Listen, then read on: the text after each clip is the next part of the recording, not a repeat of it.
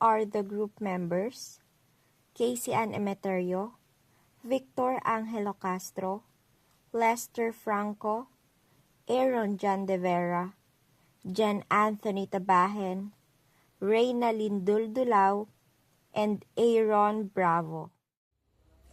Good day, everyone. So for today, our topic will be all about solar-powered home.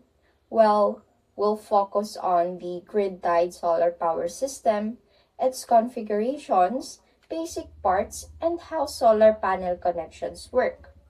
Well, nowadays, maraming homeowners ang naghahanap ng paraan para makatipid sa electricity. Well, habang nakakatulong din sa environment. Isa sa pinaka-practical na solution dito ay ang paggamit ng solar power system sa bahay.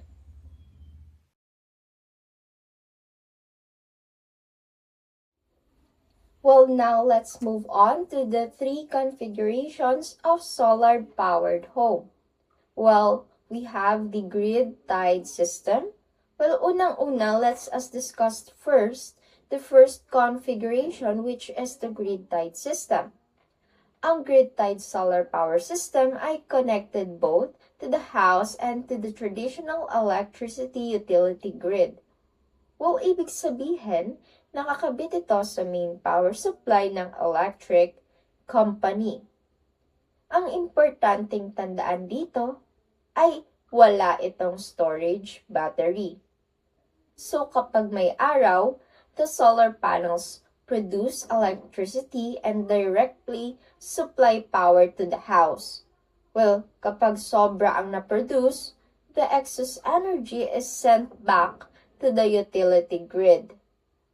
This setup is commonly used because it is more affordable compared to the battery-based systems, and it helps reduce monthly electricity bills. Now, let's talk about the off-grid system. Well, the second configuration is the off-grid system. Ang off-grid system naman ay completely disconnected from the electric power grid. So, meaning, stand-alone system ito. Meaning, hindi ito umaasa sa utility company. Because of that, kailangan ito ng malaking battery storage. During daytime, solar panels charge the batteries, and then during nighttime, or kapag mahina na ang sunlight, the stored energy from the batteries will be used. Well, this is ideal for remote areas where there is no access to the main power grid. But it is usually more expensive because of the battery costs. Well, the third configuration is the hybrid system. Ang hybrid system ay combination ng grid-tied at off-grid system. Well, connected ito sa utility grid, pero meron din itong battery backup. So, anong ibig sabihin nun? Kapag may power interruption or brownout, the system can still operate using the battery power. Mas flexible ito and more reliable, but also more expensive because of the added battery system.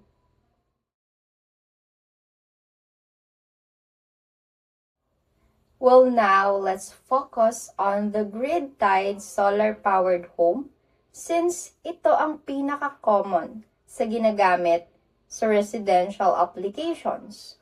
Well, in a grid-tied type, the solar power system is connected in parallel to the electric supply that goes inside the house. Well, this system usually functions during the day because this is when solar panels receive sunlight and generate power. Kapag may excess energy na produce, well, instead of wasting it, it is fed into the grid. Well, this process is beneficial because in some cases, the homeowner can receive credits or payment from the distribution utility through net metering. Well, since there is no battery backup, hindi ito nakakapag-produce ng power during daytime, or rather during nighttime. Another important thing is the brownout. Well, during brownout, kapag may power interruption, the solar power system also shuts down. Well, the reason for this is safety, specifically anti-islanding protection. Well, this protects utility workers during maintenance by preventing electricity from flowing back to the power lines.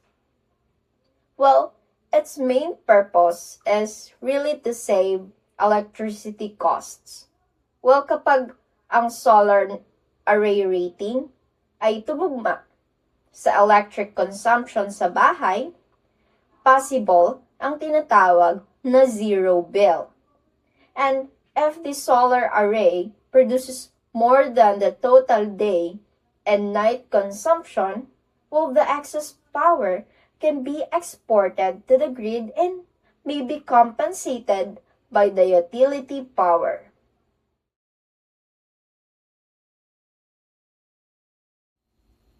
So let's go to the basic parts of a solar-powered home.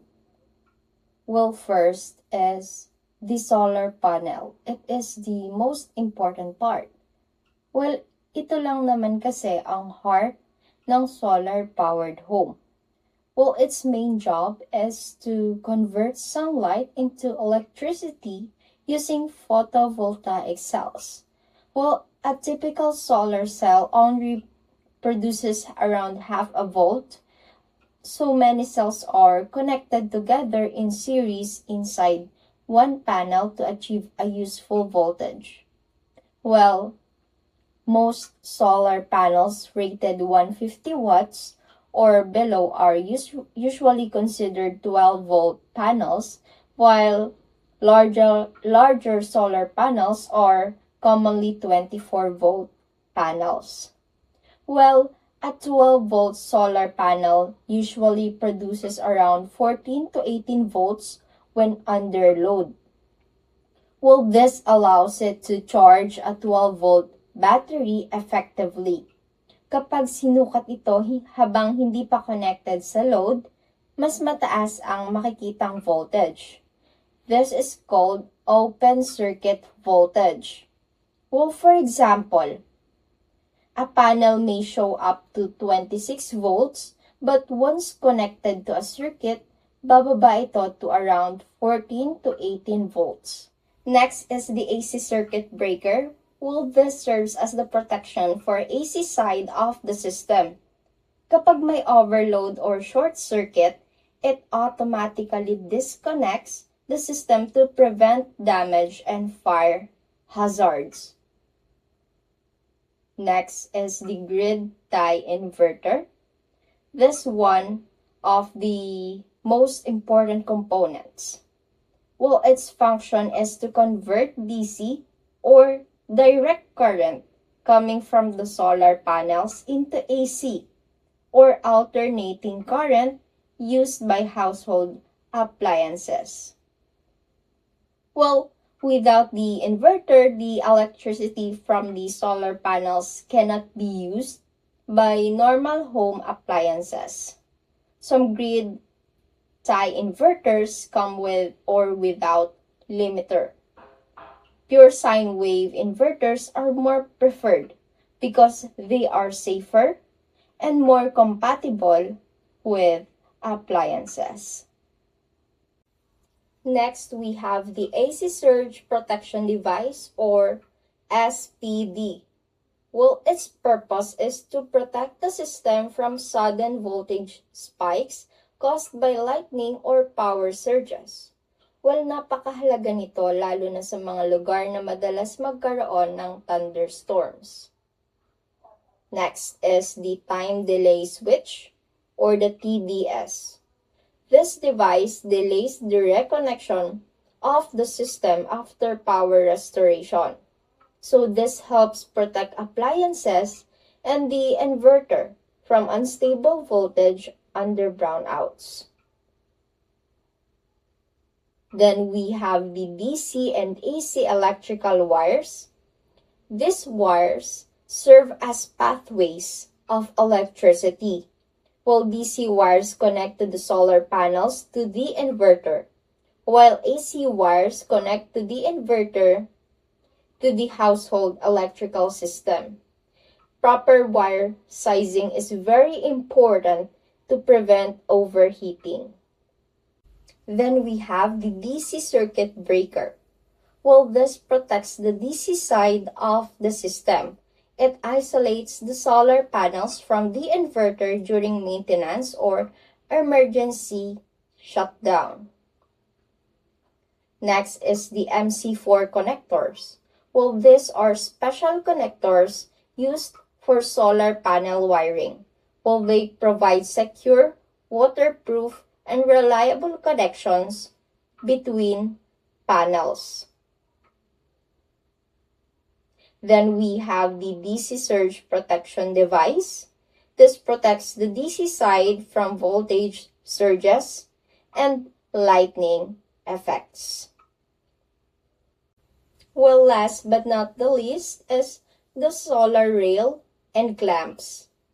Well, first, the solar rail is the mounting structure where the solar panels are installed, and clamps are used to securely hold the solar panels in place. Well, this ensures the panels remain stable even during strong winds. Let's now move on to the solar panel connections. Well, now let us discuss the solar panel connections. Solar panels can be connected together to create what we call the solar energy. Well, there are three main types of connections: series, parallel, and series parallel. Well, let's move first to the series connection. In series connection, the voltage increases while the current remains the same. For example, if one panel is rated 12 volts and 10 amperes and three panels are connected in series, the total voltage becomes 36 volts. The total current remains 10 amperes and the total power becomes 360 watts. Now we have the parallel connection. Well, in parallel connection, the current increases while the voltage remains the same. So if three panels rated 12 volts and 10 amperes are connected in parallel, the total voltage remains 12 volts, total current becomes 30 amperes, and the total power becomes 360 watts. And then we have the four panels in parallel. If four panels are connected in parallel, the total voltage remains 12 volts, but the total current becomes 40 amperes, and the total power becomes 480 watts. Well, then, we have the series parallel connection. If we combine series and parallel connection, the total voltage becomes 24 volts, the total current becomes 20 amperes, and the total power becomes 480 watts. Well, this setup balances both voltage and current depending on system requirements.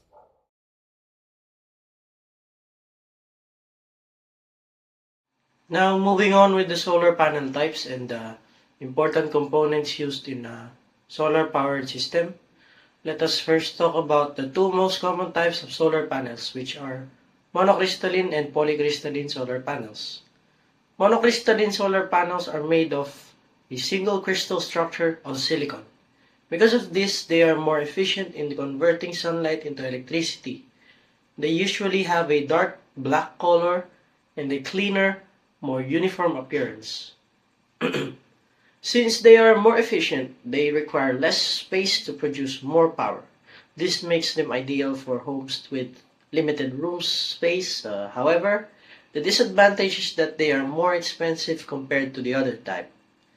On the other hand, polycrystalline solar panels are made of multiple silicon crystal fragments melted together.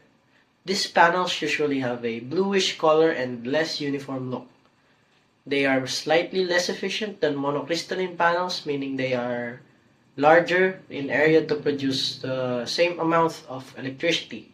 But the good side is that they are more affordable, making them a practical choice for budget-conscious users. If we compare the two, monocrystalline is better for efficiency and long-term performance, where polycrystalline is better for lower initial costs. The best choice depends on the budget, available space, and energy needs for the user. Now let us move on the most important component in a solar power system, which is the inverter. The inverter is considered the heart of the solar setup. Its main function is to convert DC or direct current coming from the solar panels into AC or alternating current, which is the type of electricity used by household appliances like electric fans, televisions, refrigerators, and air conditioners. Without the inverter, the electricity produced by solar panels cannot be used directly inside the home. That's why the inverter is the very critical part of the entire system. These are the different types of inverters depending on the setup of application. The first one is the string inverter. This is the most common type of residential solar system. In this setup, multiple solar panels are connected in series forming a string. The DC power from the string goes into the central inverter. This type is cost-effective and simple to install. But if one panel performs poorly due to shade or dirt, the whole string of performance can decrease. The second type, microinverters. Unlike string inverters or microinverters are installed individually on each solar panel. This is very rare in residential systems in the Philippines, but this means that every panel works independently. If one panel is shaded, then the other panels continue to perform normally. This gives better efficiency and monitoring, but it's also more expensive. The third type is the hybrid inverter. The inverter can work with both side panels or with both solar panels and battery storage system. It allows excess solar energy to be stored in batteries for the use at night or during power outages. This is ideal for users who want backup power. The fourth type is the off-grid inverter. This is used in areas without connection to the utility power grid. It works together with battery and is common in remote areas. The fifth type is the grid-tie inverter, also called grid-connected inverter. This inverter is designed to work directly with the electric utility grid. During daytime, solar panels provide electricity to the house and excess power can be sent back to the grid. At night, electricity is taken from the grid again. This setup reduces electricity bills, but during a blackout, most grid-tied systems automatically shut down for the safety purposes. There are also many inverter brands available in the market. Some popular brands include Growwatt, Solis, Huawei, SunGrow, SMA, Fronius, Victron Energy, SRNE. Each brand offers different models depending on the system and budget. Inverter sizes usually measured in kilowatts. Common residential sizes are around 3 kilowatt, 5 kilowatt, 8 kilowatt to 10 kilowatt. Small houses may need only 3 to 5 kilowatt, while larger homes or commercial buildings may need to require bigger inverter capacities. Now let us focus more on the microinverters. Microinverters are small inverters attached directly under each solar panel. The main advantage of this is that they maximize energy production because every panel operates separately. This is very useful in roofs with shading problems caused by trees, building, or uneven sunlight exposure. Another advantage is that it's easier to monitor because users can check the performance of each panel individually. However, the disadvantage is that it is a higher initial cost installation and a more complex maintenance since there are many units instead of just one inverter. Now let us discuss about pure sine wave inverters. A pure sine wave inverter produces electricity that closely matches the smooth and clean wave produced by utility companies. The output is stable and safe to sensitive electronics like laptops, television, medical devices, refrigerators, and inverter air conditioners. The advantage of pure sine wave inverters include better performance, safer operation of appliances, less electrical noise, and longer equipment lifespan. The disadvantage is mainly the higher price in the initial cost and a slightly more complex design. They are more expensive than modified sine wave inverters. Now, speaking of that, let us compare that to modified sine wave inverters. A modified sine wave inverter produces electricity in a step or block-like waveform instead of a smooth wave. It's a simpler and a cheaper design. This type can still power basic appliances like lights, electric fans, and simple tools. However, it is not ideal for sensitive electronics because it may cause overheating, the buzzing sounds, reduced efficiency, and shorter appliance lifespan. The advantage is the affordability, while the disadvantage is the lower compatibility and possible damage to sensitive devices over time. If we look at the graph of these two waveforms, the pure sine wave looks smooth and continuous like a natural wave. It rises and falls gradually. Meanwhile, the modified sine wave looks like a staircase or square pattern. It has sudden jumps in the voltage instead of smooth transitions. This difference in waveform explains why pure sine wave inverters are better for modern appliances and electronics. Now let us proceed to DC circuit breakers, sometimes referred to as the PV disconnects or photovoltaic disconnects. DC circuit breakers are safety devices installed between the solar panels and the inverter. Their main function is to protect the system from overcurrent, short circuits, and electrical faults in the DC side of the solar system. If excessive current flows due to a fault, the breaker automatically disconnects the circuit to prevent overheating, fire, or equipment damage. They are called PV disconnects because they allow the safe isolation of the photovoltaic or solar panel system during maintenance, inspection, or emergency situations. Unlike ordinary AC breakers, DC breakers are specially designed for DC current, and it is more difficult to interrupt due to the continuous flow of electricity. This makes DC breakers very important for protecting both equipment and the people working on the system. Now let us move to the AC circuit breakers, specifically the RCBO type. RCBO stands for Residual Current Breaker with Overcurrent Protection. This device combines two important protection in one unit. First, it protects against overcurrent and short circuits just like a normal circuit breaker. Second, it protects against earth current leakage, or which can be very dangerous to humans. Earth leakage can happen when electricity flows through an unintended path, such as damaged wire, touching metal parts or water. This can cause electrical shock or even electrocution. The RCBO can detect even small leakage currents and immediately disconnect the power supply to prevent accidents. This makes it very important in the solar system, specifically in homes and buildings where safety is the top priority. For example, if someone accidentally touches a live faulty appliance, the RCBO can quickly treat and save lives.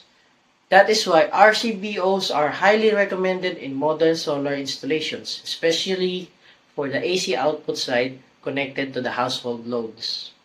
Pagdating sa ating solar-powered home, isa sa pinakamahalagang bahagi ng protection ay ang DC Surge Protection Device o SPD. Ito ay nilalagay na nakaparalel sa ating DC circuit breaker upang magsilbing tagapagtanggol sa buong system. Pangunahin tungkulin ng SPD na protektahan ang ating solar system laban sa tinatawag na power surge o mas tumpak na kilala bilang voltage transient. Sandali magkaroon ng labis sa voltahe, agad itong hinaharang ng SPD at ligtas na ipinapadaloy o ibinabalik patungo sa ground o lupa upang hindi masira ang ating kagamitan. Dahil ang ating mga solar panel ay lagi nakabilad sa labas, lubos silang nakalantad sa panganib ng kidlat, maging ito man ay direktang pagtama o hindi direktang epekto nito na nagdudulot ng transient voltage. Bukod dito, ang mga koneksyon sa loob ng mga power cables ay madali ring tablan ng electromagnetical induced transient na maaari ring maging sanhi ng biglaang pagtaas ng kuryente. Ang transient voltage ay isang makapanganib na kaganapan kung saan nagkakaroon ng napakalakas na voltahe sa loob lamang ng napakikling panahon. Karaniwan ay tumatagal lamang ng 10 hanggang 100 microsecond, bagamat napakabilis ito.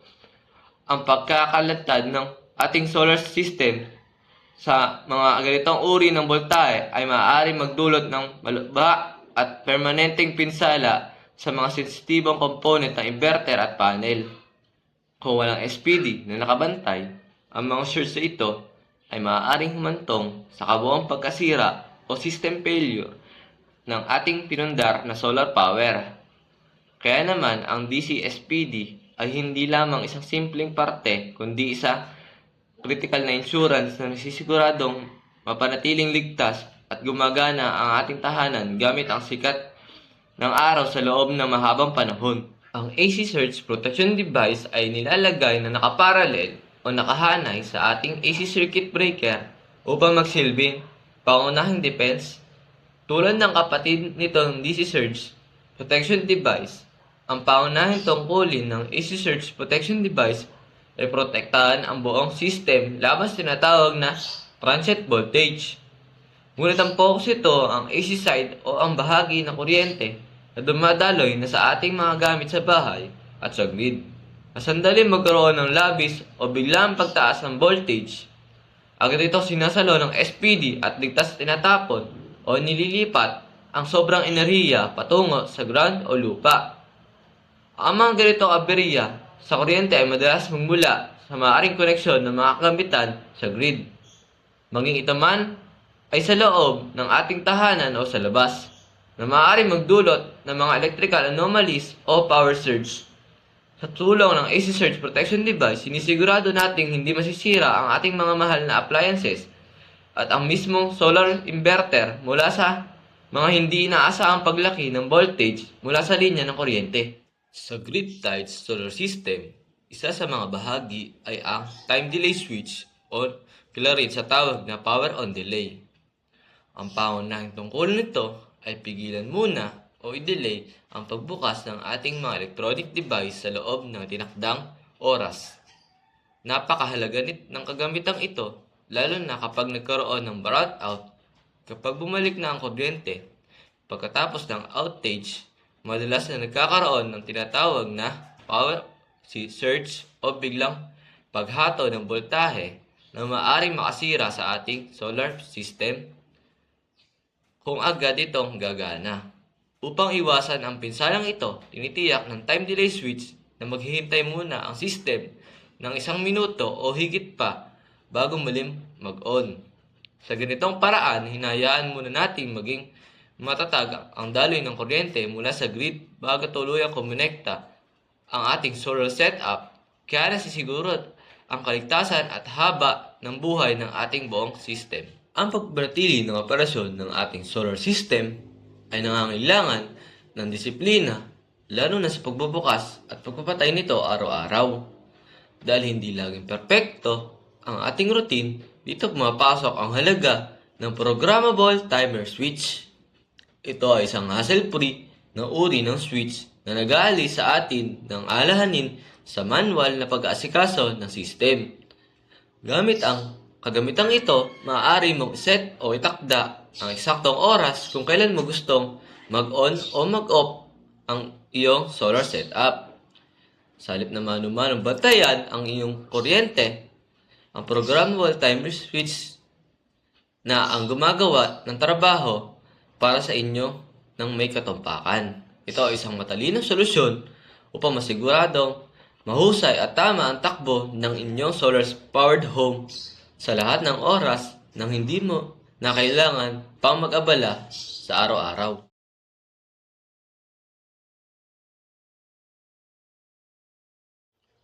Ang net metering ay isang programa para sa mga gumagamit ng renewable energy tulad ng solar na may kapasidad na hindi lalampas sa 100 kilowatts.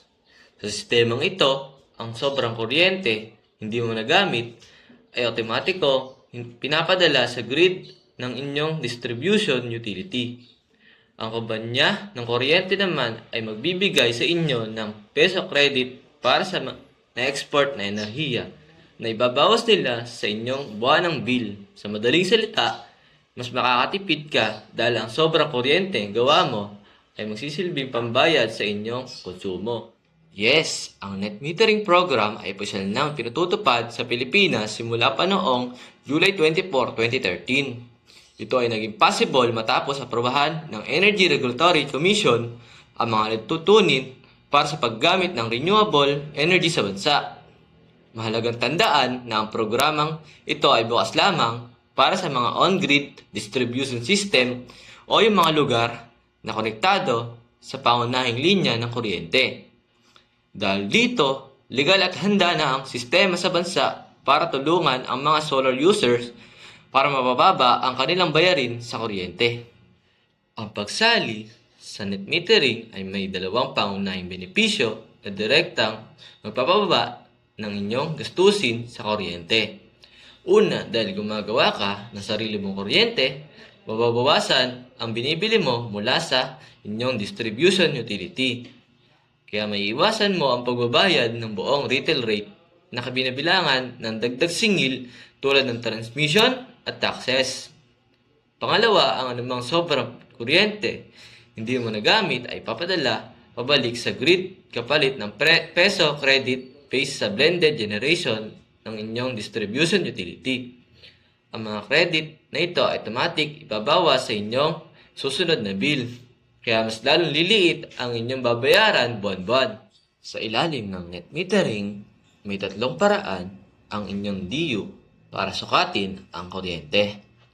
Una, maaari silang magkabit ng dalawang unidirectional meters, isa para sa kuryenteng binibili mo at isa para sa kuryente binibigay mo pabalik sa grid. Pangalawa, kung nais nilang makatipid, maaari silang gumamit ng isang bidirectional meter na sabay na sumusukat sa import at export ng enerhiya.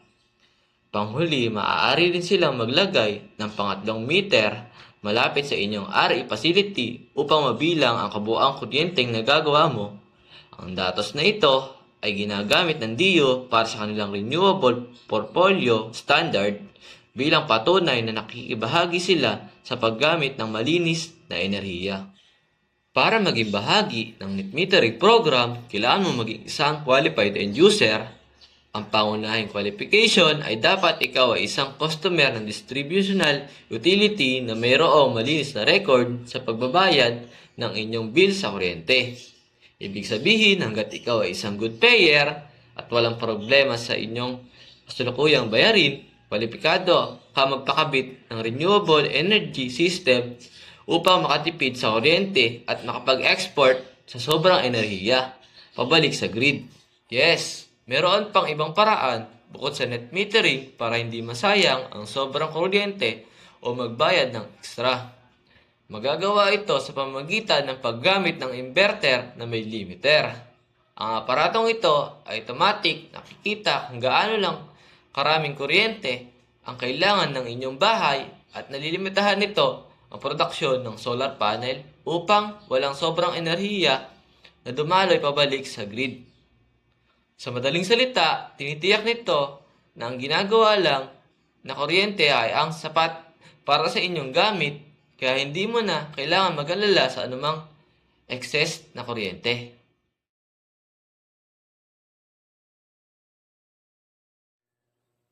Now, let's proceed to the technical framework of a solar-powered home grid-tied system, focusing specifically on the circuit connections and wire sizing.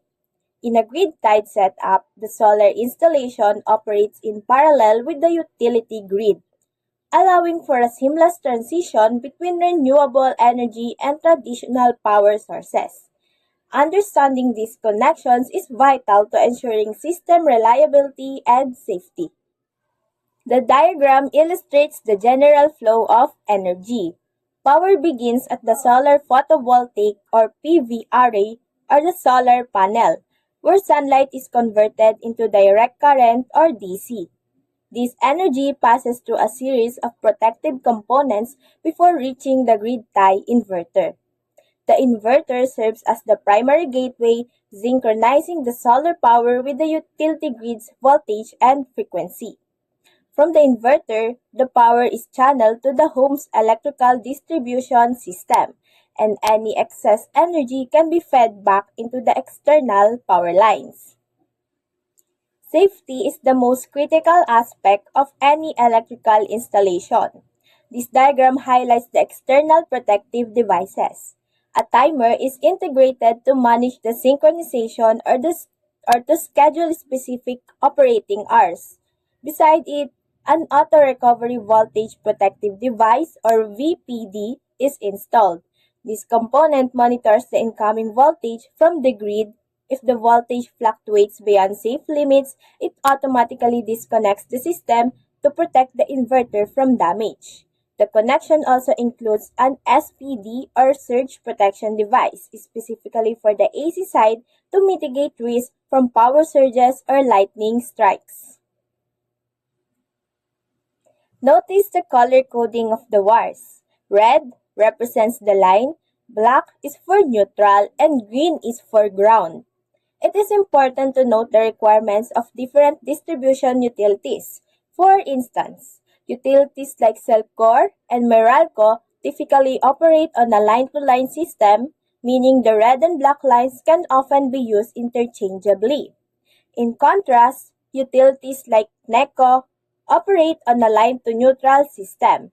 In this case, the wires must be placed specifically in their designed terminals and cannot be interchanged. Observe how the wiring is organized. The line and neutral wires are routed through the DC circuit breaker and the DC surge protective device or SPD. The ground wire is then connected to the dedicated ground terminal of each device to ensure system safety. Now, here's the flow of energy. On the DC side, energy from the panels enters through the DC SPD to protect against atmospheric surges and then through the DC circuit breaker for manual isolation and overcurrent protection. This regulated DC power is then fed into the inverter where it is converted into AC.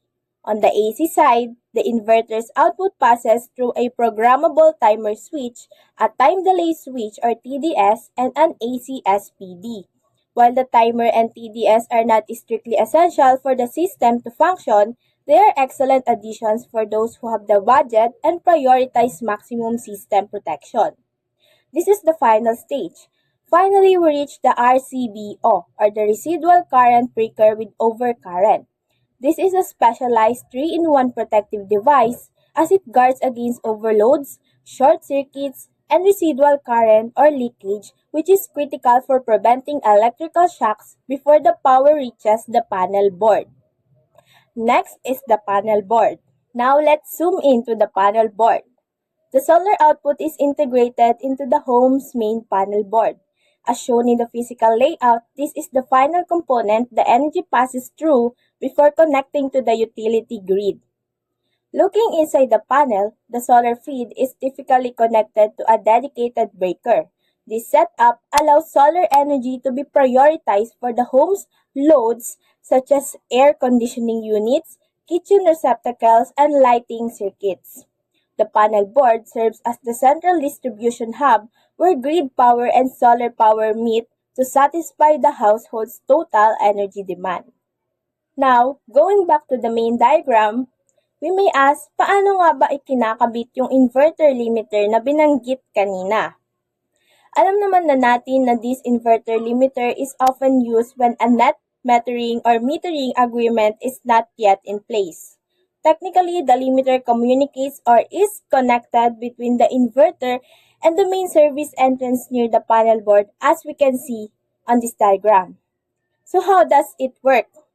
The limiter utilizes a sensor known as a CT or current transformer clamp, placed at the main service entrance to monitor the home's real-time power consumption.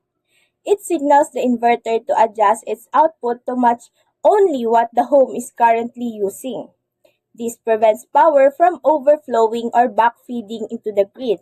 This ensures compliance with utility regulations and prevents traditional digital meters from incorrectly charging the homeowner for exported power.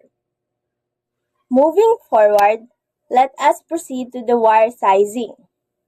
In electrical engineering, the choice of conductor size is just as important as the components themselves. Improperly sized wires can lead to excessive voltage drops, reduce system efficiency, and potential fire hazards due to overheating. The following slides will detail the various types or various wire types and the standards used in the industry. Before selecting a wire, the abbreviations must be understood. The T stands for thermoplastic, which is the insulation material. H indicates heat resistance, while HH or double H denotes heat resistance with the capability of withstanding higher temperature. The W signifies water resistance, and N means the wire has a nylon coating for extra durability. Let's proceed with the first one, the TW wire. TW wire means it is thermoplastic and water-resistant wire. TW wires are basically moisture-resistant, flame-retardant, thermoplastic wires. While functional, they have lower temperature ratings compared to the other types. THW or thermoplastic insulated cable, heat-resistant and water-resistant. On the other hand, this THW adds heat resistance to the moisture-resistant properties of the wire. These are legacy wires that have paved the way for more modern standards. Sa madaling salita, this is more quality than the first one. Third on the list is the THHN or thermoplastic insulated cable, heat resistant with higher temperature and water resistant. The term THHN is one of the most common types used in solar installations for dry and damp locations because it is designed to withstand higher temperatures, making it ideal for the conduits that carry power from the inverter to the panel board. So, etong pangatlo namang type ng wire na to is mas quality sa naunang dalawa. For the fourth one, the current industry standard for AC connections in solar is THHN/THWN-2 or in terms, thermoplastic insulated cable, heat resistant with higher temperature and nylon coated, / thermoplastic insulated cable, heat resistant, water resistant, and nylon coated -2. This wire is a hybrid of THHN as it has a W or water resistant component. THWN is rated for up to 167 degrees Fahrenheit or 75 degrees centigrade in wet environments. But its successor, THWN-2, is rated for 90 degrees centigrade in both wet and dry environments. And that is how the -2 rating is significant. It also stated here that back then, THHN and THWN were separate wires. But now, you'll typically find their capabilities combined in the THHN/THWN-2 design as it is considered as one. Take note that this THHN/THWN-2 is more quality than the first three. Take note also that as said previously, this wire is the standard wire in today's industry. For the DC side, specifically the cables connecting the solar panels on the roof, PV wires are required. Unlike standard building wires, PV wires features XLPE or in terms cross-linked polyethylene insulation. This material is a thermosetting polymer that provides exceptional resistance to UV radiation and extreme weather conditions. Standard wires would degrade and crack under direct sunlight, but PV wires behave extremely well in very hot temperatures and other harsh environmental conditions. While this wire is more expensive than the first four options, it offers superior quality. Siyempre, kapag maganda yung quality, maganda din yung presyo ng isang product. So, if you have the budget and prioritize quality and performance above all else, this is the ideal choice for your solar-powered home installation as this wire can manage extremely high weather or high temperature conditions. Finally, the AWG or American Wire Gauge System is used to determine the physical size of the conductor. As the gauge number decreases, example from number 14 to number 3, the wire diameter and current carrying capacity increase. Essentially, the most efficient conductor is the one with larger cross-sectional area. O sa madaling salita, mas matabang wire. In electrical engineering, the principle of the bigger the better often applies to safety and efficiency. Notice that the physical difference between number 3 and number 14, whereas number 14 is thin and number 3 is significantly thicker, making it the superior option for high current applications. This concept is directly linked to the wire's resistance. Electricity flows more efficiently through wires with less resistance. We all know that. A characteristic found in conductors with a larger surface area or yung mas mataba. Therefore, to minimize power loss and heat, a thicker wire with lower resistance is the best option. So, I will explain the first 5 steps in PV system conductor out of 8 steps. So, which is very important to ensure safety and efficiency in solar powered system. So, tingnan natin yung step 1. So, look for ISC rating of the PP cell. So, ang ISC or short circuit current ay ang maximum current na kayang i-produce ng solar kapag directly shorted. Ito ang pinaka-base value ng gagamitin natin dahil dito naka-base kung gaano kalaki ang current na dadaanan ng wire. So, yung step 2 naman, yung multiply by 2 safety factors which are irradiance and continuous duty. So, ibig sabihin lang ito, hindi lang basta IIC ang gagamitin natin. Kailangan natin itong i-adjust para maging safe. And ang irradiance factor ay para sa mga pagkakataon na sobrang lakas ng araw. At ang continuous duty naman ay dahil tuloy-tuloy ang operation ng solar or PV system. So, minumultiply natin ang IC para sigurong hindi mag-overheat ang wire. So, for step 3, refer to table 310.5 or for the size of wire. Dito na tayo pipili ng tamang wire size based sa computed current. Ang table na ito ay magbibigay ng standard ampacity or current capacity ng wires. Important nito para maiwasan ng overheating at possible fire hazards. So, step 4 naman, for ampacity correct. So, refer to the table for ampacity correction due to ambient temperature above 30 degrees. Kapag mataas ang temperature ng paligid, mas umiinit din ang wire. Kaya bumababa ang capacity nito to carry current. Kaya kailangan natin mag-adjust using correction factors para safe pa rin ang system kahit mainit ang environment. So, yung step 5 naman, for additional adjustment, refer to table for additional adjustment due to conduit or distance from roof. Kapag ang wires ay nasa conduit or malapit sa bubong, mas naiipon ng init dahil dito na kailangan ulit i-adjust ang opacity ng wire para dito hindi ito ma-overload. So, kung pagkasama-samayin natin, ang steps 1 to 5 ay tungkol sa pagkuha ng tamang current value at pag-adjust nito based sa real conditions tulad ng init at installation setup. Lahat ng ito ay ginagawa para masiguradong safe, efficient at reliable ang solar PV system. So, for this part naman, makikita natin yung PV cell specification using examples from Ginkgo Solar and sa other slide yung JA Solar Panels. So unang tingin, makikita natin na maraming values sa datasheet.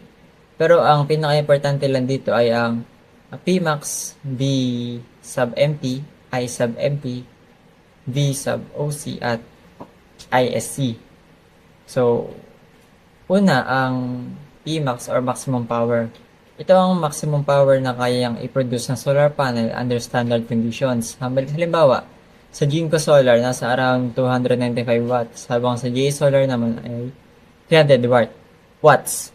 Ibig sabihin, ito ang maximum energy output ng panel kapag ideal ang sikat ng araw.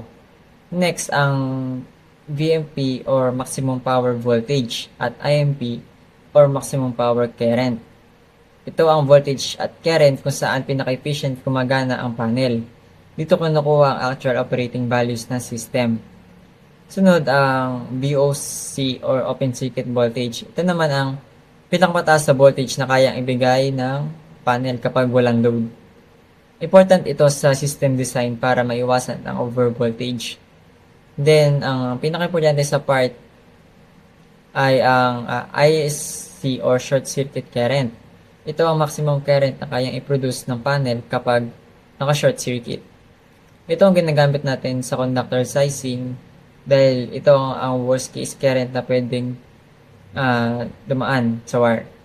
Makikita rin sa specs ang maximum system voltage, power tolerance, at temperature ratings. Lahat ng ito ay ginagamit para masigurong safe at efficient ang operation ng solar PV system. So, sa kabuuan, ang PV specs ay silbing guide para malaman natin kung paano mag-design ng system. So, lalo na sa pag-compute ng current at pagpili ng tamang wire. So, tingnan naman natin yung Suntech at Trina Solar. So, pareho lang din ang concept nito tulad sa nauna. Pero, ibang models naman example. So, halimbawa, ang Suntech panel ay may 325 watts na maximum power or Pmax. Habang ang Trina Solar ay may around 245 watts. So, again, importante pa rin ang mga key values. So, yung Pmax, yun yung nagsasabi kung gaano kalakas ang panel. Yung VMP at IMP naman ay ginagamit para sa normal operation ng system. At yung VOC ay para malaman ang maximum voltage limit. At ang IC naman ang ginagamit natin para sa safety calculations. So, mapapansin din natin na may efficiency rating tulad ng 16.7 sa Suntech. Ibig sabihin, ito ang percentage ng solar energy na na-convert into electrical energy. Makikita rin sa maximum system, voltage at fuse rating na importante para sa protection ng system. So, ang Trina Solar naman ay may additional info tulad ng minimum wire size recommendation. So, halimbawa, yung number 12, AWG. So, ito ay pinaka-practical guide para sa installation. So, kahit iba-iba ang brand at model, pare-pareho lang din naman ng purpose at specs. Para tulungan tayo na maintindihan ang performance ng panel at magamit ito sa proper system design, lalo na rin sa conductor sizing. So, sa may calculation na conductor sizing, so, explain natin ang sample problem na ito in PV system conductor sizing. So, makikita natin yung problem ay maghanap ng tamang wire size para sa isang grid-tied PV system na may tatlong JE solar panels connected in series. So, first step is kunin natin ang ISC ng panel. So, from the previous spec, ang ISC ay 9.75 amperes. Ito ang magiging base current natin o tinatawag na IPV. So, next is step 2. I-multiply natin ito sa dalawang safety factors which are 1.25 for irradiance at 1.25 for continuous duty. So, ang computation ay 9.75 times 1.25 times 1.25 equals siya sa 15.23 amperes. So, ito na ang new IPV or adjusted current na gagamitin natin sa sizing. So, mag-refer naman tayo sa table 310.15 para pumili ng wire size. Ayon sa table, for number 14, EWG THHN ay may ampacity na 25 amps which is higher than 15.23 amps. So, technically, pwede siya. Pero, hindi siya recommended sa PV system dahil mas okay ang allowance. Kaya, instead, gagamit tayo ng number 12, EWG THHN, na may 30 ampere ampacity. Mas safe ito dahil may extra capacity at less din yung heating niya. Mas durable din ito sa long-term use. So, in conclusion, kahit pasado ang number 14 EWG, ang mas tamang choice ay 12 EWG wire for better safety and performance. So, pinapakita lang sa example nito kung gaano ka-importante na sundan natin yung proper steps in computation para makuha ang tamang wire size. So, wire ampacity table is very important in selecting the correct wire size for a PV system. Ang ampacity ay ang maximum current na nakaindahin ng isang wire nang hindi ito nag-overheat. Makikita sa table na nakabase ito sa wire size or AWG at sa temperature rating tulad ng 60 degrees, 75 degrees at 90 degrees. Habang lumalaki ang wire size, halimbawa mula number 14 papuntang number 12 o number 10, mas tumataas ang ampacity. Ibig sabihin, mas kaya nitong magdala ng mas mataas na current. Halimbawa, ang number 14 AWG ay may hanggang 25 ampere, habang ang 12 naman ay may 30 ampere. At ang number 10 naman, AWG, ay may 40 ampere sa 90 degrees rating. Kaya sa previous competition, mas pinili ang 12 wire instead of 14 dahil mas mataas ang capacity nito at mas safe gamitin. Makikita rin sa table ang iba't ibang types ng insulation tulad ng PHHN at PHW at iba pa. Ito ay importante dahil nakadepende dito kung gaano kataas na temperature ang kaya ng wire. So, ang ampacity table ay ginagamit para ma-match ang tamang wire size sa required current and maiwasan din ang overheating at masiguradong safe ang system. Now, mag-move on naman sa sample problem. Then, we continue to step 4 and step 5 which involve temperature correction. Sa step 4, ina-apply ang ampacity correction due to ambient temperature sa Pilipinas. Ang typical ambient temperature ay around 37 degrees na mas mataas kaysa sa standard na 30 degrees. Dahil dito, mas umiinit ang wire at bumababa ang capacity nito. Kaya, kailangan natin mag-adjust. For example, ang original ampacity ng number 12 na wire ay 30 ampere. Using the correction factor na 0.91, ang bagong opacity niya ay ang 27 ampere. Ito na ngayon ang adjusted opacity dahil sa actual temperature condition. So, next, yung step 5 naman, kinoconsider naman ang effect ng roof temperature or distance ng wire sa bubong. Kapag ang wire ay malapit sa bubong, mas tumataas ang temperature dahil sa direct heat ng araw. So, halimbawa naman, kung ang ambient temperature ay nasa 37 degrees at may additional na 22 degrees, ang total na magiging ay 59 degrees. Dahil mas mataas ang temperature, kailangan ulit natin mag-adjust gamit ang bagong correction factor. So, paano nga ba gawin ito? Una is, kukunin natin ang 27 ampere at imumultiply sa 0.71. Kaya, 27 times 0.71 is equals to 19.17A or ampere. So, ito na ang final opacity ng wire. Ngayon, i-compare natin ito dahil sa required current na 15.23 ampere. Dahil ang 19.17 ampere ay may mas mataas kaysa sa 15.23 ampere. Ibig sabihin, safe pa rin gamitin ang 12 kWg wire kahit may temperature corrections. So, para makuha ang mga correction factors na ito, ginagamit natin ang ambient temperature correction table. Ang table na ito ay applicable kapag ang actual temperature ay hindi equal sa standard na 30 degrees.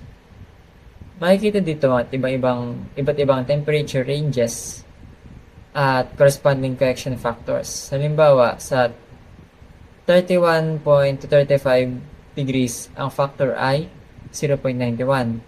Habang sa mas mataas na temperature tulad ng 41 at 45 degrees, bumababa ito sa 0.71.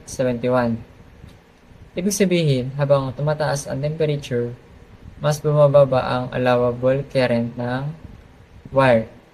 So, ginagamit ang table na ito para gawing realistic ang computation. Dahil sa actual installation, hindi naman ideal ang temperature conditions. Sa pamamagitan ng pag-a-adjust ng opacity, naiiwasan ang overheating, damage sa installation, at possible electrical hazards din. So, sa kabuuan, pinapakita ng process na ito kung gaano nga ba kahalaga ang tamang paggamit ng tables at correction factors sa pagde-design ng PV system. So, hindi lang siya basta pumipili ka ng wire size, kundi sinisigurado mo rin na ito ay safe, efficient, at suitable din sa actual environment or actual environmental conditions. Sa typical electrical installations, may standard conditions na sinusunod. Usually around 30 degrees ambient temperature. Pero sa solar PV systems, iba ang situation. Bakit nga ba? Dahil ang wires ay kadalasang naka-install sa bubong at exposed to direct sunlight, ibig sabihin mas mataas ang operating temperature nito kaysa sa normal. So ngayon, pag-usapan din natin ang step-by-step process ng conductor sizing. Una ay ang pagkuha ng base opacity. Halimbawa, ang isang number 12 AWG wire ay may base opacity na 30 amperes under standard conditions, pero hindi tayo pwede tumigil dito. Kailangan natin i-adjust ang value na ito depende sa actual environment. So, pangalawa, i-consider din natin ang ambient temperature. Sa Pilipinas, ang average ambient temperature ay around 37 degrees Celsius. So, dahil mas mataas ang standard na 30 degrees Celsius, kailangan natin mag-apply ng correction factor mula sa electrical code tables. So, for example, ang correction factor sa ganitong temperature ay 0.91. So, ang bagong ampacity ay 30 amperes multiplied by 0.91 equals to sa 27 amperes. Ibig sabihin, dahil sa mas mainit na environment, bumababa ang allowable current ng wire. Ngayon, papasok ang isa sa pinaka-importanting factor sa solar PV systems, ang rooftop effect. Kapag ang wires ay malapit sa bubong, mas lalo silang umiinit dahil ang bubong ay nag-absorb ng heat mula sa araw at nire-radiate ito pabalik sa paligid. So, parang oven effect ang nangyayari. Ayon sa standard table, kung ang wire ay nasa around half inch above the roof, may temperature other na 22 degrees Celsius. So, kukunin natin ang original ambient temperature na 37 degrees Celsius at idadagdag natin ang 22 degrees Celsius. Ang bagong effective temperature ay 59 degrees Celsius. Ngayon, dahil tumaas ulit ang temperature, kailangan ulit nating mag-adjust ng ampacity gamit ang panibagong correction factor. Sa 59 degrees Celsius, so halimbawa, ang factor ay 0.71. So, ang computation ay 27 amperes multiplied by 0.71 equals ito sa 19.17 amperes. Ito na ngayon ang final ampacity ng wire after considering both ambient temperature at rooftop heating. Ngayon, kailangan natin i-check kung sapat ba ito para sa system. Halimbawa, ang current PV system ay 15.23 amperes. I-compare natin ito sa final ampacity na 19.17 amperes. Dahil mas mataas ang ampacity kaysa sa actual current, masasabi natin na safe nga gamitin ang number 12 na wire. Pero kung sakaling mas mataas ang load kaysa sa ampacity, kailangan natin pumili ng mas malaking wire para maiwasan ang overheating. Ngayon, bakit napaka-importante nito? So, dahil sa solar PV systems, tuloy-tuloy ang operation at exposed sa mataas na temperature. Kung mali ang sizing, hindi lang efficiency ang problema, kundi pati na rin yung safety. Sa pagpili ng wire, hindi lang ampacity o capacity ng kuryente ang mahalaga. Kailangan din natin i-compute ang voltage drop para maging efficient ang system natin. Dahil voltage drop must be strictly less than 3%. Para sa sample problem natin, gagamit tayo ng just solar panel na may maximum power current na 9.30 amps at voltage na 32.26 volts. Ang gagamitin nating formula para makuha ang voltage drop ay VD equals 2IR. Bakit may 2? Dahil kinoconsidera natin yung round trip distance ng wire, positive papunta at negative pabalik. Ang resistance naman ay makukuha gamit ang formula na KL/A. Ang K natin dito ay direct current constant. Gagamitin natin ang value na 12.9 dahil copper wire ang standard natin. Let's say, meron tayong wire length na 25 feet at susubukan muna natin gamitin ang AWG-12 na wire. Sa wire size table, ang cross-sectional area ng AWG-12 ay 6,530 circular mils. Pag-plug natin ang value sa formula, BD equals 2 times 9.3 times 12.9 times 25 over 6,530, ang makukuha nating voltage drop ay 0.92 volts. Kung i-divide natin yung 0.92 volts sa single panel voltage na 32.26 volts, makakuha tayo ng 2.85% na voltage drop. Take note, kung nakaseries ang tatlong panels, i-divide natin ito sa total voltage na 96.78 volts, which give us an even safer 0.95%. Kahit napasok na sa limit yung 2.85%, it is a bit too close to our 3% maximum. As a future engineers, we need to apply a safety factor and anticipate future system expansions. Kaya mas magandang step up natin ang wire size sa AWG10. Ang AWG10 ay may mas malaking area na 10,380 circular mils. Pag nirecompute natin gamit ang area na ito, ang babagsak ang voltage drop natin sa 0.058 volts or highly efficient 0.18%. Para mas ma-visualize natin yung ginamit nating wire gauge sa nakaraang slide, ito ang isang quick reference chart para sa mga common electrical wire size at ang kanilang ampacity. Ang pinaka-basic rule of thumb natin sa American wire gauge, the smaller the number, the thicker the wire, and the higher the current it can carry. Hatiin natin sila sa tatlong categories. Una, service entrance o main lines, 3/0, 1/0, at 3 gauge. Ito yung mga pinakamakapal na wire sa kaliwa. May capacity ito na 100 hanggang 200 ampere. Ito yung ginagamit na main line na sumasalo ng buong load sa bahay.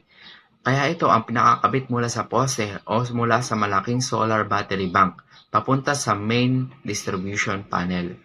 Pangalawa, ang heavy-duty appliances, 6, 8, at 10 gauge. May capacity ito na 30 hanggang 55 amperes. Ito yung ginagamit na naka-direct line papunta sa mga malakas na konsumo ng kuryente tulad ng air conditioning units, electrical dryers, at malalaking water heaters. Pangatlo, ang standard household circuits, 12 at 14 gauge. Ito naman yung pinaka-common sa loob ng bahay. Ang 12 gauge, 20 amperes, ay ang standard para sa mga convenience outlets o saksakan para sa mga appliances. Habang ang pinakamanipis dito, ang 14 gauge, 15 amperes, ay sapat na dedicated para lang sa mga ilaw natin. As a future electrical engineers, mahalaga alam natin ang hierarchy na ito. Ang maling pagpili ng wire tulad ng paggamit ng manipis na 14 gauge para sa aircon ay magdudulot ng excessive heat, voltage drop at posibleng mag-cause ng sunog. In practical field applications, lalo na sa mga standard 12 volts or 24 system volts, pwedeng rin tayong gumamit ng mga pre-calculated wire size charts tulad ng nakikita nyo sa screen. Dito, nakamap na agad ang maximum watts at distance para madaling makita kung anong millimeter squared o AWG size ang kailangan na to. Keep the voltage loss under 5 or 2%. But knowing the manual computation ensures na kaya nating i-verify ang safety at efficiency ng kahit anong solar PV designs. So, moving on to the inverter sizing naman tayo. So, sa part na to, ano nga ba yung kailangan nating tandaan para makapili tayo ng appropriate size ng inverter sa photovoltaic system na inaasikaso natin or current project natin. So, sa inverter sizing kasi, ang pinaka-rule of thumb lang naman dito is identical or about 10 to 20% greater yung power rating ng pipiliin natin na inverter compared to the power rating ng solar array na available sa mismong photovoltaic system natin. So, pagka kasi masyadong mababa yung power rating na pipiliin natin ng inverter in accordance to the power rating ng solar array na nasa photovoltaic system natin, ang magiging consequences kasi nito is that yung capability sana ng solar array natin will not be maximized. So, hindi niya makakamit yung maximum capability ng system natin or yung photovoltaic system. And as well as, pagka naman masyadong mataas yung inverter na pipiliin natin in terms of its power rating compared to the solar array natin, ang mangyayari naman dito is significant drop in efficiency. So, ibig sabihin, bababa yung efficiency ng system natin pagka masyadong mataas yung inverter na pinili natin. So, pagka ganun yung sitwasyon, syempre, bababa yung efficiency niya. And then, hindi yun gusto ng manufacturer. Or, di natin gusto yung mababang efficiency. Kasi nga, pagka mababa yung efficiency, ibig sabihin maraming losses sa system natin. So, hindi natin ma-harness yung maraming energy sana or yung production ng energy natin will be lessened. So, para mas maging concrete yung explanation na to, let's have the example earlier. So, sa example natin, meron tayo ditong 900 watts, di ba?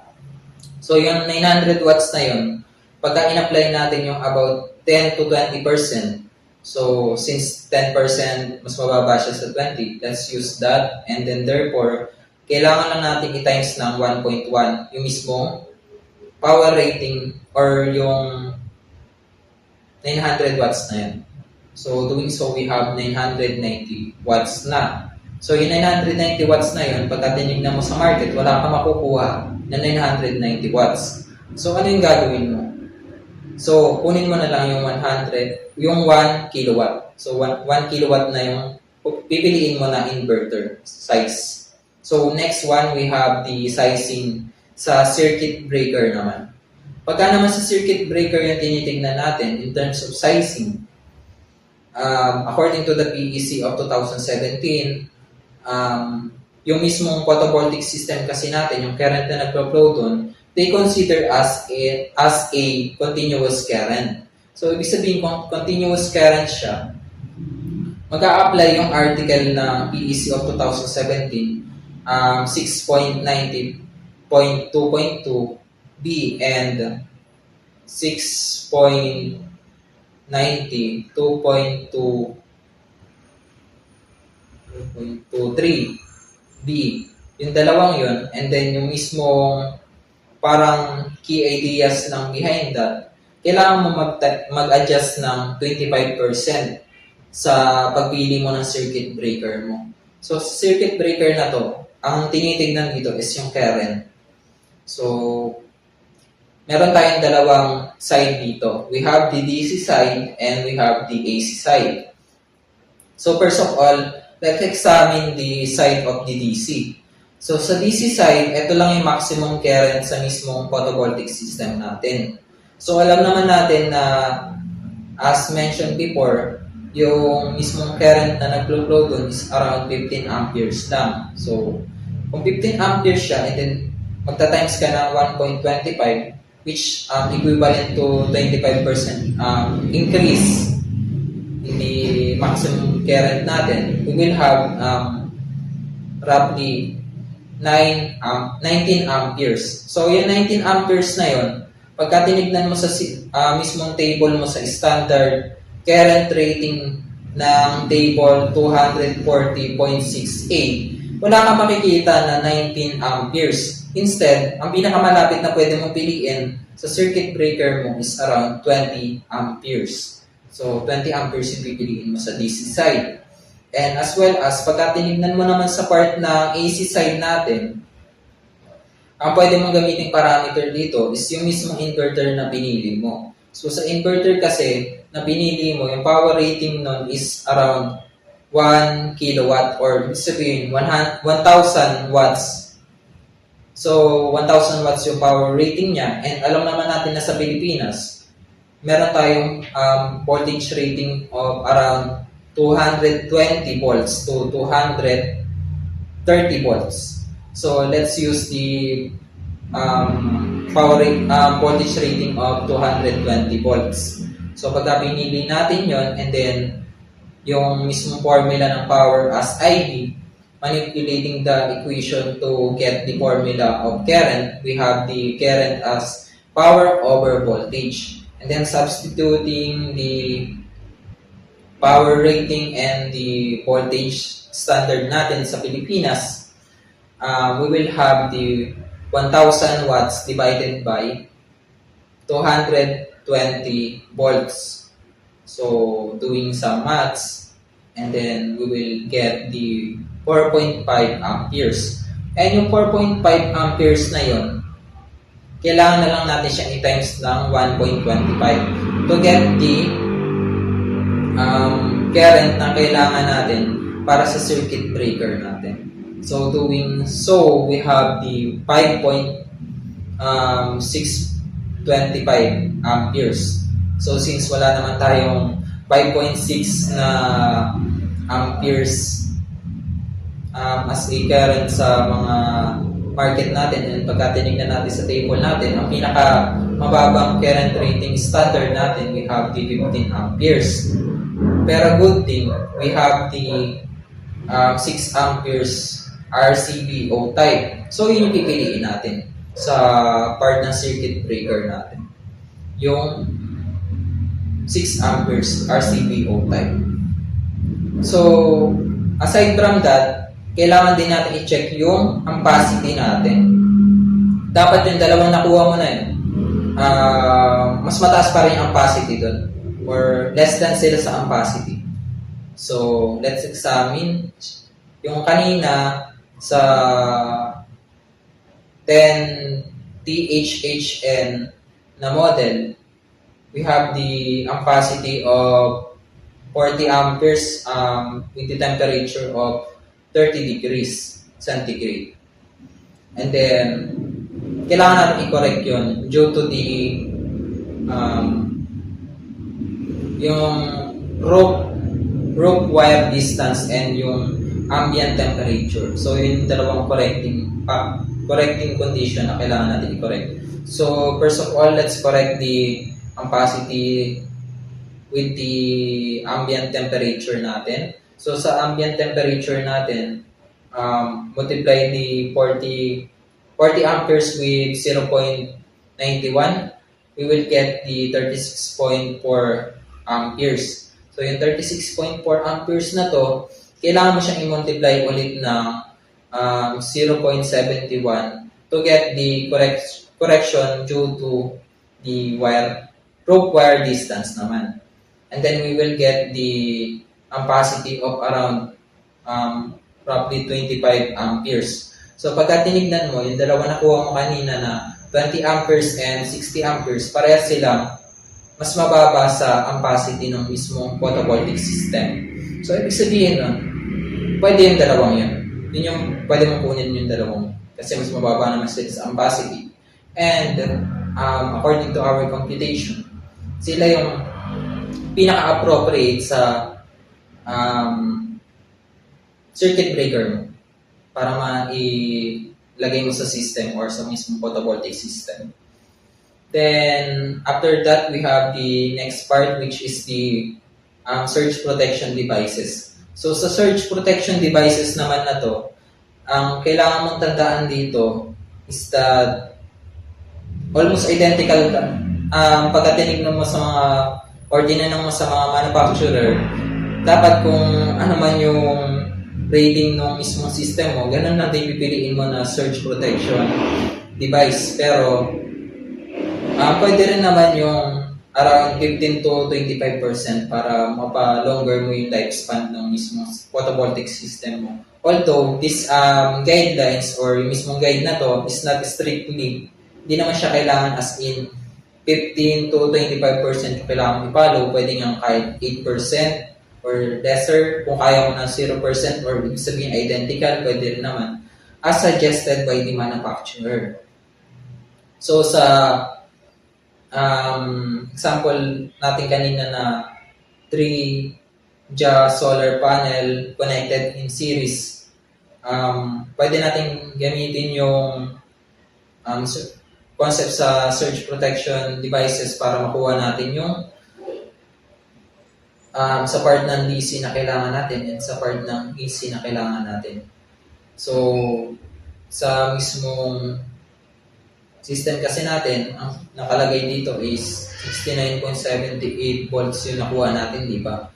And then, doing some math, we have a multiplication of 1.25 and 1.25 1.25 and 1.15, then yun yung makukuha mo na sa voltage sa part ng DC and sa part ng AC. And sa AC, di ba yung kanina, meron tayo yung pinuha natin ng 220 volts. So, yun yung gagamitin natin. Multiply na lang natin siya sa 1.15 and to 1.25 to get the surge protection devices that are appropriate for our photovoltaic system na i-work on natin or sinusubukan natin yung component. And then, meron pa tayo dito yung mga kasunod na slides. I think 3 slides to. It's all about the kung paano tayo mag-read ng mga like yung mga nominal natin, nominal maximum current natin, which is denoted by IN, and we have the I max as for the maximum current ng mismong current rating natin, and as well as yung UC, which is yung main kinoconsider natin na current, or since di ba yung solar panel natin or yung mismong photovoltaic system, the current that are flowing inside the system are considered to be a continuous current, meaning yung maximum continuous current, yun yung parang tinitignan natin dito, or yung denoted by the UC symbol. And as well as the next one, we have the UP. So sa UP naman, ito yung parang clamping voltage or something like that. Naka-indicate siya sa mismong slide natin. Medyo nakalimutan ko yung total description niya kasi medyo mahaba siya. Pero it's all about the clamping or something like that. And moving on to the next slide. After ng mga SPD specs na yun, we have the part of the solar panel orientation. So sa solar panel orientation naman, ang kailangan lang naman nating tandaan dito is yung mismong geographical location ng pagtatayuan natin ng solar panel natin. So kasi yung sunlight natin or yung mismong sun location natin, nag-alter yung latitudinal location ng sa mismong globe natin, or kung ano yung location natin sa globe. So, nag-alter yun. And ang pinaka-kailangan natin tignan dito is yung geographical location in corresponding to the latitudinal orientation natin sa globe, or pwede rin naman kung gaano tayo kalayo sa equator, or gaano tayo kalapit sa mga pole, or yung South Pole and North Pole. So, ang pinaka-key insight lang dito para malaman natin yung appropriate solar panel orientation natin is that una, tignan natin kung malapit ba tayo kung nasa Northern Hemisphere ba tayo or Southern Hemisphere. So, according to the description attached in this slide, ang sabi lang dito, yung hemisphere natin or yung Northern Hemisphere natin, pagka nandun yung location ng pagtatayuan mo ng solar panel mo, ibig sabihin dapat naka-located ka or naka-placing ka sa part ng South. And as well as vice versa, pagka naman nasa Southern Hemisphere ka or nasa baba ka ng globe, actually sa orientation, nasa baba ng globe yun eh. So, ibig sabihin, dapat naka-facing ka sa North. So, parang kung nasa South ka, naka-face ka dapat sa North. Pagka nasa North ka, naka-face ka dapat sa South. So, parang, di ba, baligtaran mo na may South and North. So, yun ang pinaka-pagbabasihan mo. Pero kung gusto mo na mas accurate, pwede mo naman tignan yung nasa latitudinal coordinate mo sa mismong globe. So, ano yung sabihin nito? Di ba sa latitudinal coordinate mo, mini-measure yun in degree. And pagka tinignan natin yung sa Pilipinas, we have around 12 to 14 degrees. So, 12 to 14 degrees yung tilt ng mismong solar panel mo. Ganun lang siya. So, ganun lang yung mismong Parang pinagbabasihan pagka sa solar panel orientation ka.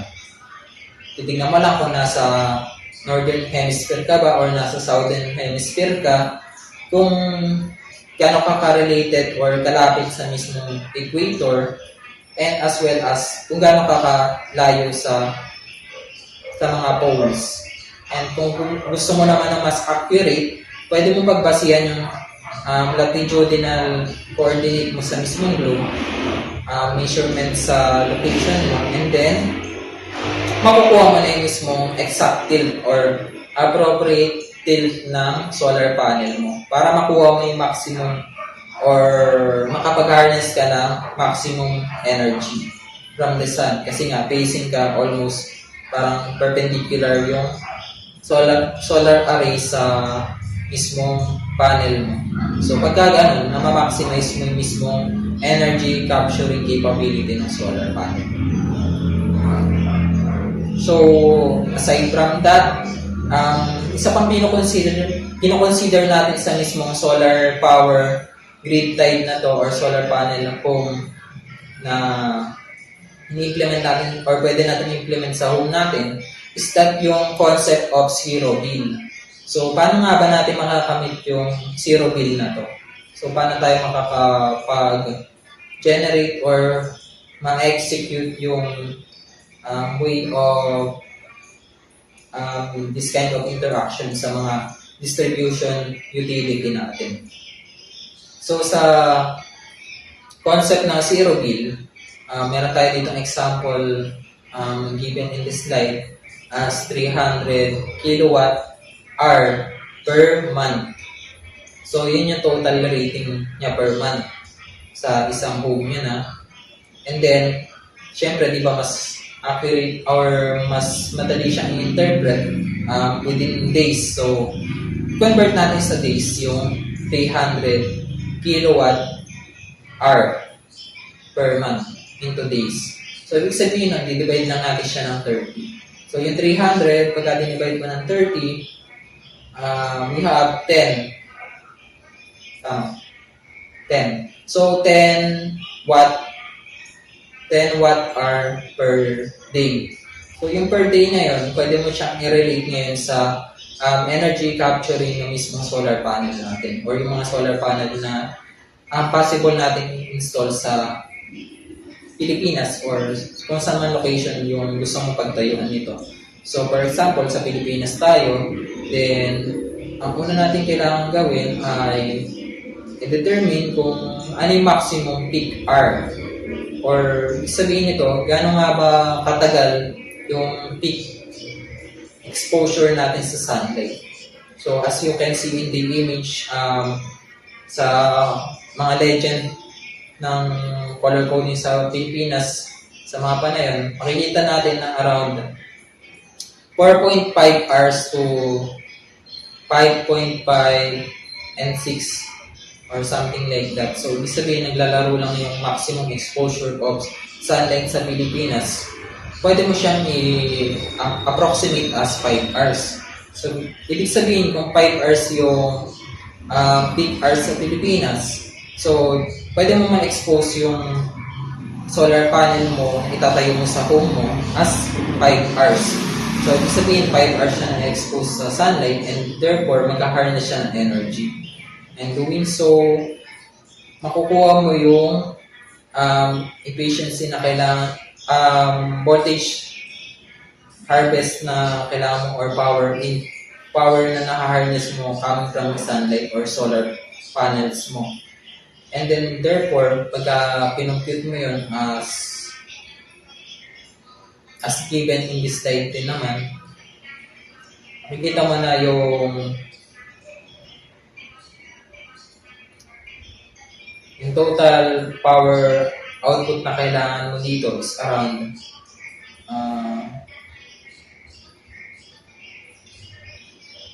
10 kilowatts siya, and then di-divide mo siya sa kanina meron tayo nakuha na 10 watt hour per day. So yung 10 watt hour per day na yun, yung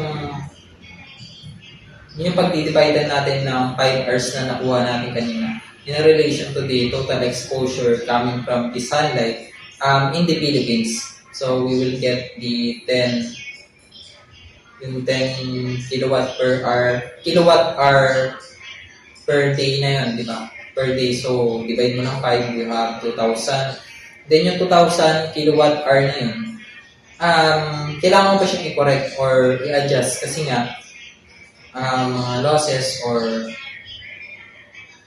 di ba yung sa kanina meron tayong ina-add na 10%, so pwede rin natin gamitin yung concept na yun para ma-account natin yung mga correction factors and mga losses as well as other kind of losses.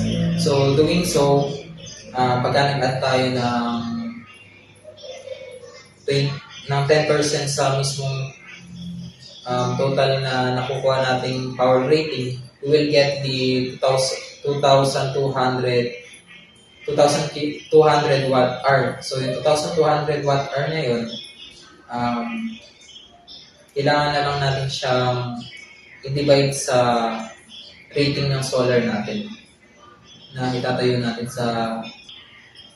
So yung kanina na 2,200 watts na yun, i-divide na lang natin siya ng 300 to account for the total number of solar panels that are needed in order for us to achieve the zero bill.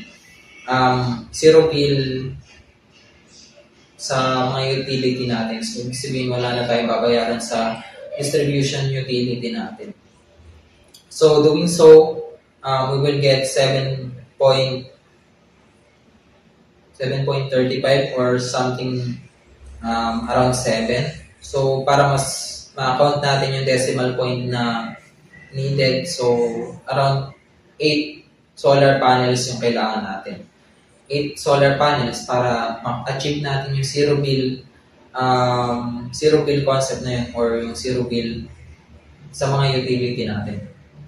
So, sa 8 solar panels na yun, hindi pa siya yung actually, pwede ka pang bayaran dun ng mismo distribution utility mo kasi nga, in-account mo pa yung 10%.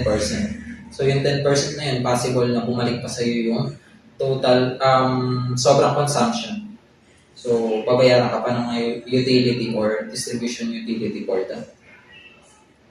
So, ganun na ma-achieve yung zero bill consumption natin. So, ang kailangan mo lang gawin is kung meron kang 300 kilowatt hour per month na consumption, kailangan mo ng at least 8 solar panels to achieve that zero bill consumption. And kung gusto mo nang babayaran ka pa ng mga utilities mo or yung electrical distribution na yun, ang pwede mong gawin, magdagdag ka pa ng like for example, 4 solar panels. So, pag ganun yung ginawa mo, ikaw pa ibabayaran na mismo mga utility or yung distribution utility mo saan ka man naka-connecta or gumagamit. Kasi nga, di ba, may sobra kang kuryente and then papasok yun sa utility nila, sa energy nila. So, pabayaran ka nila dun kasi yun yung na-produce or na-harness mo coming from the solar panel. So, yun yung isa sa advantages ng pagkakaroon ng solar panel or solar power home yung sa grid tie. So, pag nakakabit siya sa grid tie, so yun yung possible na makuha mo coming from that. Mga benefits nun, advantages niya yung sa consumption, possible na makamit mo yung zero bill consumption, and possible pa na ikaw yung bayaran ng mismong utility or electrical utility distribution or distributor no? Kung saan ka ba nakakabit na kuryente or something na related sa electrical, and since yung solar natin nagpo-produce yun or nag-harness ng energy, so yun yung pwede na bayaran sa'yo. So, yun. Thank you.